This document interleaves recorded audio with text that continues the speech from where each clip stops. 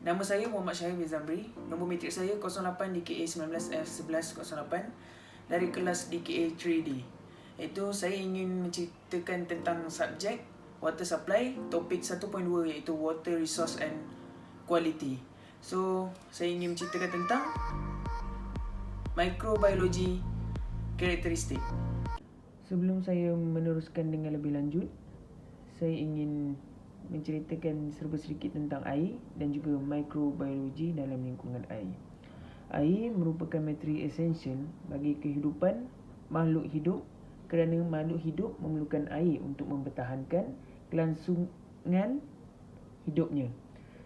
Secara umum, fungsi air dalam tubuh setiap mikroorganisma adalah untuk melarutkan senyawa organik, menstabilkan suhu tubuh dan melangsungkan berbagai reaksi kimia.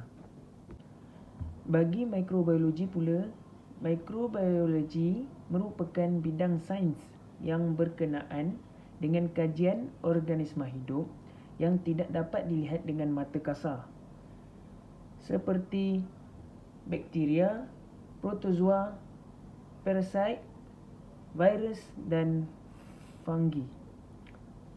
Ianya boleh dilihat dengan menggunakan mikroskop yang membesarkan objek untuk melihat dengan lebih jelas.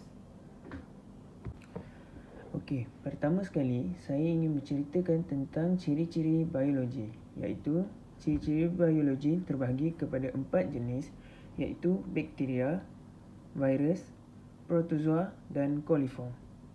Ciri mikrobiologi adalah penting untuk menentukan air selamat digunakan dan juga mencegah penyakit kelahiran air. Seterusnya, bakteria. Tujuan bakteria adalah untuk mengoksidakan bahan organik kepada tenaga dan bermacam fungsi. Beberapa virus dan bakteria boleh menyebabkan penyakit kepada air. Tambahan, pemeriksaan air secara mikrobiologi sangat penting dilakukan kerana air juga merupakan substansi yang sangat penting dalam menunjang kehidupan mikroorganisma. Pemeriksaan secara mikrobiologi baik secara kualitatif maupun kuantitatif dapat dipakai sebagai pengukuran darjat pencemaran. Yang pertama daripada ciri-ciri mikrobiologi iaitu bakteria. Sel bakteria biasanya berkisar saiz dari kurang daripada 1 hingga 10 mikron panjang dan dari 0.2 hingga 1 mikron lebarnya. Bentuk bakteria yang lebih rendah boleh dikategorikan sebagai sama ada membantu atau membahayakan manusia.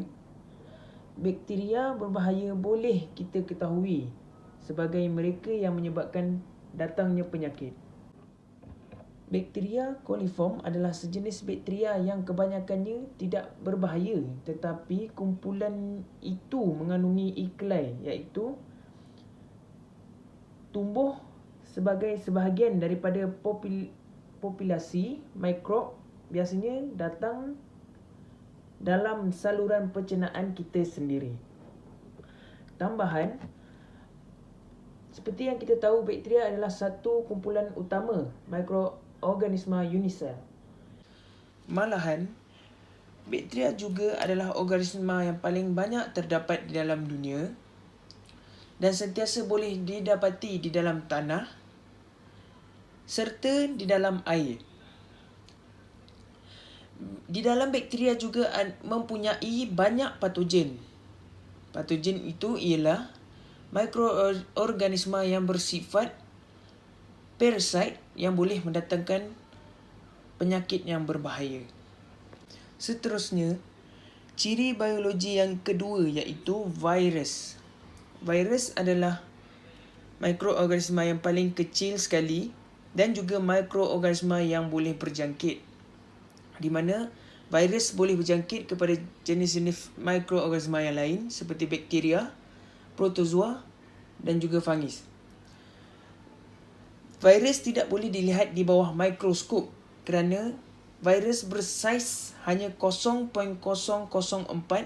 hingga 0.1 mikron dalam diameter. Virus adalah sejenis parasit yang unik yang tidak mampu bertumbuh melainkan jika mereka di hadapan sel-sel hidup. Sumber daripada virus hidup ialah daripada najis kedua-dua haiwan dan juga manusia, iaitu kedua-duanya, haiwan beserta manusia. Tambahan bagi virus juga merupakan sejenis parasit intrasel obligate yang membiak dengan cara menawan sel-sel lain kerana mereka tidak berupaya untuk membiak dengan sendiri. Virus biasanya merujuk kepada zarah yang berjangkiti eukariot, iaitu organisma multisel dan organisma unisel. Ciri biologi yang ketiga iaitu protozoa. Protozoa adalah organisma sel tunggal yang hidup terutamanya di dalam air, dan juga banyak protozoa yang kita kenali sebagai parasit. Protozoa juga berjenis seakan-akan haiwan kalau kita lihat pada bentuknya. Okey, kita pergi kepada kesannya. Protozoa juga mempunyai dua kesan, iaitu kesan positif dan kesan negatif. Iaitu kesan positif bagi protozoa ialah mereka adalah pemakan bakteria yang ada di dalam badan kita. Dan bukan itu saja, dengan itu memusnahkan patogen, iaitu penyakit-penyakit yang boleh mendatangkan bahaya kepada diri tumbuhan atau haiwan atau manusia. Ia boleh dikira oleh mikroskop. Kesan negatif bagi protozoa pula, setengah protozoa boleh menyebabkan cirit-berit pada kanak-kanak. Seterusnya, tidak semua penapis boleh mengalih keluar protozoa ini. Tambahan bagi kesan negatif protozoa, iaitu setengah protozoa membawa air menjadi penyakit bawaan.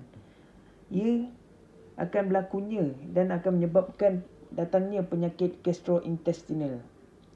Sebenarnya, penyakit gastrointestinal itu ialah penyakit pada jalan makanan dan pencernaan. Penyakit ini juga akan membawa penyakit pada kerongkongan, iaitu esofagus, usus halus, usus besar, hati, saluran empedu dan juga pankreas. Seterusnya, ciri biologi yang terakhir iaitu coliform, di mana coliform ini digunakan untuk menilai kuantiti air.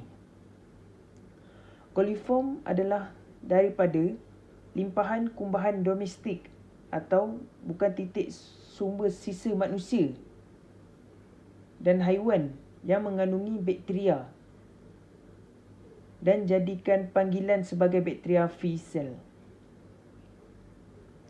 Jumlah coliform ialah bilangan bakteria yang berlaku membentuk haiwan dan tubuh manusia.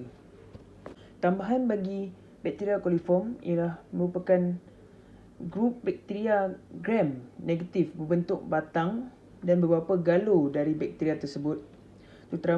Terutamanya, bakteria coliform mengakibatkan daya pada manusia dan haiwan. Penyakit bakterial tersebut ditularkan melalui air yang tercena daripada yang saya beritahu tadi, iaitu limpahan kumbahan domestik sumber sisa manusia yang menyebabkan terjadinya air yang tercena.